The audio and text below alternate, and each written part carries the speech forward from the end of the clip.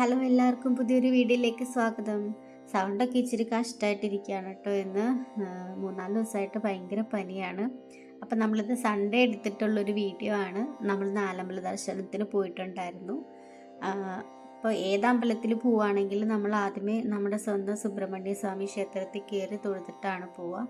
വെളുപ്പിന് 5 മണിക്ക് തന്നെ നമ്മൾ നമ്മുടെ യാത്ര ആരംഭിച്ചു. അതാ കുഞ്ഞും ഒക്കെ നല്ല ഉഷാറായിട്ട് കൂടെ ഉണ്ടായിരുന്നു. അപ്പം നമ്മൾ ആദ്യമേ തന്നെ ശ്രീരാമസ്വാമി ക്ഷേത്രത്തിലാണ് പോയത്, രാമപുരത്ത്. സൺഡേ ആയതുകൊണ്ട് നല്ല തിരക്കായിരുന്നു. പിന്നെ കർക്കിടക മാസത്തിലെ അവസാന ഞായറാഴ്ചയായിരുന്നു, അപ്പോൾ അതിൻ്റെ ഒരു തിരക്ക് ക്ഷേത്രത്തിലുണ്ടായിരുന്നു. ഇതാണ് കേട്ടോ ക്ഷേത്രത്തിൻ്റെ അകത്ത് ദർശനത്തിനായിട്ടുള്ളൊരു ക്യൂവ്.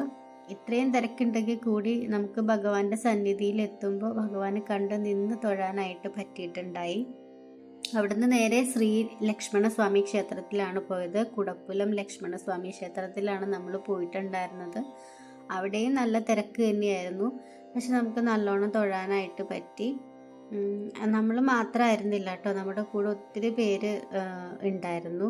അപ്പോൾ എല്ലാവർക്കും നല്ലോണം ഭഗവാനെ കണ്ട് തൊഴാനായിട്ട് സാധിച്ചു. രാമായണ പാരായണത്തിനുള്ള ഒരു അറേഞ്ച്മെൻറ്റ്സും കാര്യങ്ങളൊക്കെ അവിടെ ചെയ്തിട്ടുണ്ട്. ഇപ്പം നമുക്ക് ആവശ്യമുള്ള വഴിപാടുകളൊക്കെ കഴിക്കേണ്ടവർക്ക് ഈ ഓരോ ക്ഷേത്രത്തിലും അവരുടേതായിട്ടുള്ള വഴിപാടൊക്കെ ഉണ്ട്, അത് കഴിക്കാനായിട്ട് പറ്റും. പിന്നെ ലക്ഷ്മണസ്വാമി ക്ഷേത്രത്തിൽ നിന്ന് തൊഴുതിറങ്ങുമ്പോൾ നമുക്ക് ഈ ഒരു ഔഷധജലം തരുന്നുണ്ടായിരുന്നു. കർക്കിടക മാസത്തിൽ ഇങ്ങനെ ഇതെല്ലാം ഇട്ടിട്ടൊരു വെള്ളമൊക്കെ കിട്ടുമല്ലോ നമുക്ക്. അപ്പോൾ ആവശ്യമുള്ളവർക്കൊക്കെ ആ വെള്ളം വാങ്ങിച്ച് കുടിക്കാം. നെയ്വിളക്കൊക്കെ കത്തിക്കേണ്ടവർക്ക് കത്തിക്കാം. പിന്നെ ഉണ്ണിയപ്പം വഴിപാടാണ് അവിടെ പ്രധാനമായിട്ടുള്ളത്. അപ്പോൾ ആ പ്രസാദം വാങ്ങേണ്ടവർക്ക് അത് വാങ്ങിക്കാൻ പറ്റും.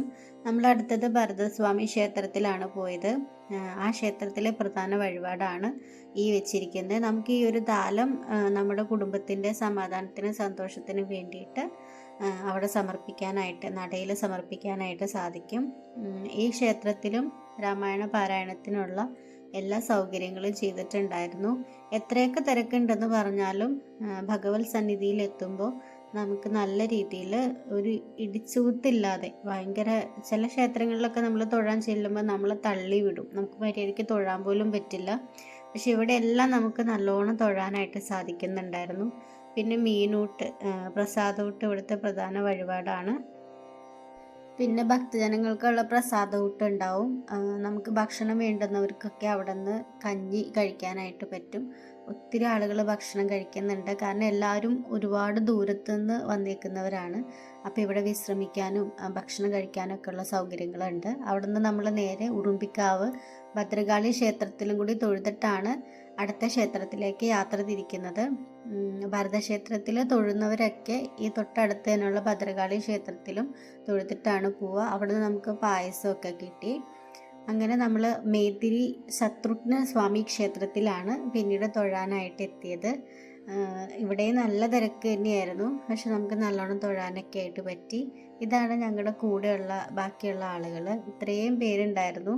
അപ്പോൾ നമ്മൾ കുറച്ച് വേഗത്തിലാണ് കേട്ടോ വീഡിയോ എടുക്കുന്നത്. നമ്മളങ്ങനെ വീഡിയോ എടുക്കണമെന്ന് വിചാരിച്ചിട്ടൊന്നും പോയതല്ല, പെട്ടെന്ന് നമുക്ക് കിട്ടിയിട്ടുള്ളൊരു ഭാഗ്യമാണ്. വേഗം തീരുമാനിച്ചതാണ് നമുക്ക് നാളെ ഇങ്ങനെ പോവാം എന്നുള്ളത്.